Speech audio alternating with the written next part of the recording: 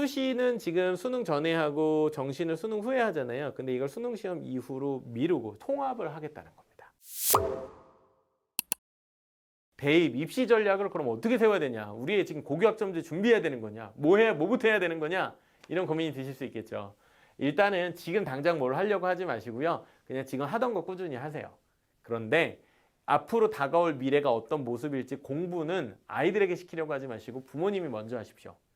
한 1년 가까이 이제 여러 가지 입시안도 발표가 될 거고요. 특히 내년 상반기가 되면 2028학년도 대입 수능에 대한 어떤 로드맵이 나올 텐데 1년 정도는 학부모님들이 공부하셔야 됩니다. 그래서 입시의 방향이 어떻게 바뀌고 있고 제도가 어떻게 변화하고 있고 이에 맞게 어떤 준비가 필요한지 학부모 공부가 필요한 게 1년이고요. 그 다음에 아이들에게는 공부와 전략은 어느 정도 세워놓고 나서 그 아이들이 정말 자기가 좋아하는 것들 또 열심히 해야 되는 것들에 집중할 수 있게 어른들이 그 역할을 제대로 해주시면 됩니다. 따라서 대입제도에 대한 고민은 부모님들이 현재는 하시는 게 맞다라는 말씀을 드리고요. 중요한 기점을 2028학년도로 봐야겠죠. 지금 중2들이 볼 대입 수능 시험입니다. 그때 물론 수능이 남아있게 될지는 모르겠습니다만은 남아있다고 전제해보고 그런 대입제도와 수능제도의 변화 또 그거에 어떻게 맞춰서 대응해야 될지를 좀 가정해 볼게요. 자, 가정해 볼 수밖에 없죠. 지금 나온 게 없잖아요. 따라서 시나리오를 좀 그려볼 필요가 있겠습니다. 자, 전부터 몇 번 말씀드렸지만 우선 계속 말씀드리지만 내신이 절대평가가 되게 되면 학생 선발 방식의 변화가 수반될 수밖에 없습니다. 왜요? 9등급제, 내신의 상대평가에 대한 등급 기준이 사라지기 때문에 학생들을 1등부터 꼴등까지 줄 세울 수가 없게 되거든요. 따라서 고교학점제 내에서 성취평가제가 도입이 된다면 학생들을 선발하는 방식 역시 바뀔 것인데 그 선발 방식에 맞게 학생들의 역량이 준비될 필요가 있다. 그 부분 말씀을 좀 드리고요. 그 다음에 이제 서울대 입시를 통해서 잠깐 말씀을 드렸지만 대학들은 지금 어떻다? 기본적으로 학생부 종합전형들을 선호하는 경우들이 꽤 많죠. 그런데 정부에서는 2019년부터 약 한 3년 정도 가까이는 정시를 늘리라고 하는데 대학 지원금이 쓰여졌습니다. 지금은 대학 지원금이 주로 어디에 쓰이고 있냐면 대학 구조조정에 쓰이고 있습니다. 대학 구조조정과 관련된 여러 가지 이슈들이 있는데요. 뭐 그 얘기는 좀 차치하고 학생부 종합전형을 필두로 해서 대학 입시 제도가 바뀌어지게 될 텐데 이와 관련해서 수능시험을 뭐 자격고사화 할 건지 수능시험에 논소설형 문제를 도입할 건지 등이 결정될 것이고 그러한 방향에 맞게 우리 아이는 역량을 준비해 갈 필요가 있을 것이다.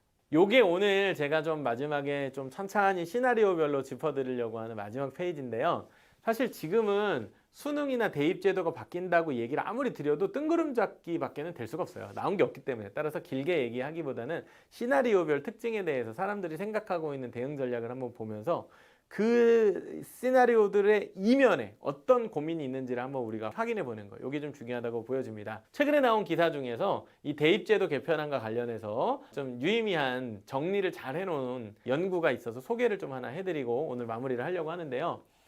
경기도 교육연구원에서 2028학년도 대입제도의 개편 방안에 대한 제안을 했다고 합니다. 아마 지난달인가요? 이 자료가 나왔던 것 같은데 기사에서는 이런 걸 강조해주고 있어요. 3가지 시나리오를 제시하고 있다. 경기도교육원은 되게 중요하죠. 경기도교육청은 서울교육청만큼이나 일단 규모가 크고 그 지역이 굉장히 넓잖아요. 그래서 굉장히 이제 중요한 연구를 하기도 하고 그런 시범사업 같은 것도 참 많이 하는 곳이기도 한데 그곳에서 이건 이렇게 쉽게 말하면 교육청 단위인 거죠. 교육청. 자, 보세요. 교육의 3주체. 시도교육청이 있고요. 그 다음에 교육부가 있고 그 다음에 대학이 있다. 이렇게 말씀드렸잖아요. 시도교육청이 뭐를 의미해요? 일선 학교들. 중고교를 의미한다. 이렇게 이제 포괄해서 셋을 볼 필요가 있는데 교육청 쪽에서의 자료입니다. 제가 그동안 라이브를 하면서 소개해드릴 때 대학 쪽의 로드맵에 대해서 소개해드렸었고요. 교육부 로드맵에 대해서 소개해드렸었는데 물론 공청에 있고 막 지금 논의 중이긴 합니다만은 이거는 교육청 쪽에서 왜요? 실제로 일선 고교에서 교육 현장에서 수업을 이끌어 가야 되는 교육청이 내놓은 안이기 때문에 훨씬 더 현실감 있게 와닿을 것 같아요. 그래서 3가지 시나리오를 얘기했는데 이 시나리오를 한번 저와 같이 살펴보도록 하겠습니다. 먼저 1안입니다. 재밌는 것은 시기와 내용의 일원한데 가로치고 보시면 수능 후 일괄 원서 접수라는 거예요. 수시는 지금 수능 전에 하고 정시는 수능 후에 하잖아요. 근데 이걸 수능 시험 이후로 미루고 즉 수능은 유지되지만 통합을 하겠다는 겁니다. 수시와 정시를 통합을 하겠다. 일괄 원서 접수는 통합입니다. 정시와 수시의 시기 내용 구분 없음이라는 말이 뭐예요? 정시와 수시의 통합이라는 얘기입니다. 이 이야기는 사실은 교육계 내에서는 굉장히 오래전부터 논의가 돼 왔던 이슈입니다. 왜 그럴까요? 3학년 2학기가 수시 입시 때문에 파행되죠. 제대로 된 교육 과정이 이루어지지 않습니다. 왜요? 11월에 원서 12월 달에 면접 보고 원서를 9월에 써야 되기 때문에 여름방학 7, 8월부터 이미 3학년 1학기가 되면 입시 그냥 교육 과정이 다 끝났다고 생각하고 3학년 2학기는 입시만 치른단 말이에요. 그러니까 교육 일선에서는 뭐예요? 3학년 2학기 학사 관리 너무 어렵다. 이거 그냥 시험 이후로 다 일괄로 하면 안 되냐. 지금 그 얘기가 나오는 겁니다. 따라서 1안의 경우에는 수시와 정시가 같아진다. 시기가 같아지면서 자 이렇게 됐을 때 수능의 역할 및 형태가 되게 중요합니다. 이때 수능은 무슨 일을 하느냐? 전과목 절대평가가 돼야 된다. 여러분 이거는 무슨 사법세 이런 데서 내는 게 아니라 교육연구원, 경기도 교육연구원에서 내는 겁니다. 물론 이거 절대시할 수는 없지만 수능은 전과목 절대평가제, 성취평가제와 같은 단계. 절대평가제로 90점 이상이면 A 받는다는 거죠. 이때는 아마 수능은 이렇게 돼야 될 거고 대학 수학에 필요한 최소 학력 인증, 그러니까 최소한의 자격 요건, 최저 기준 정도가 될 것이고 그러니까 무슨 얘기냐면 학생부 전형에도 수능 최저가 있는데 수능 최저를 지금 하려면 너무 어려워요. 수능 시험이 너무 어려우니까. 따라서 학생부 전형의 수능 최저는 가미를 하되 수능을 좀 더 쉽게 만들어서 등급을 따기 쉽게 만들어서 최소한의 자격고사화 하겠다는 얘기예요. 수능이 자격고사화 얘기입니다. 수능 과목을 공통 과목으로 축소한다. 자, 이때 지금 이거 되게 중요한 얘기입니다. 자, 미적 확통 다 선택 과목이거든요. 근데 지금 공통 과목으로 축소한다 그러면은 말 그대로 공통 수학 과정 소1,2까지만 지금 하면 되는 상황일 수도 있어요. 만약 이렇게 된다면 미적 확통이나 기하가 안친 과목이 아니게 되게 될 수 있다는 거예요. 그러니까 공부 량 자체가 이제 줄겠죠. 오지선다형 문항. 다만 이제 문항 자체는 장기적으로 개선을 하되 논서술형 집어넣기는 좀 어렵고 오지선다를 그대로 유지한다. 학생부는 뭐예요? 학력, 역량, 잠재력, 적합성을 평가하는 주된 자료로 활용한다. 이때의 핵심은 학생부가 주된 자료가 되는 것입니다. 이게 1안입니다. 수시, 정시, 통합안이죠. 두 번째 안 보도록 하겠습니다. 두 번째 안 2안입니다.